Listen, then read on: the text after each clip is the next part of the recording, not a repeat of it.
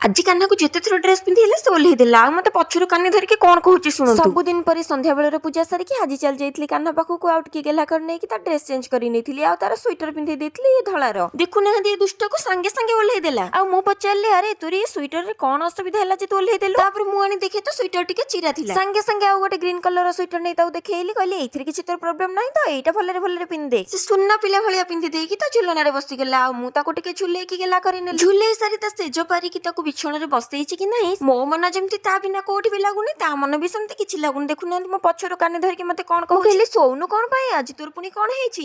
ନା ମତେ ଆଜି କିଛି ଖାଇବାକୁ ଇଚ୍ଛା ହଉଛି। ମୁଁ କହିଲି ଆରେ ଆରେ ସନ୍ଧ୍ୟା ବେଳରେ ହିଁ ତ ମୁଁ ତତେ କିଛି ଖୁଆଇଥିଲି ପୁଣି ତତେ ଭୋକ ଲାଗିଲା ଆରେ କଣ ଖାଇବୁ ତାହେଲେ କହ?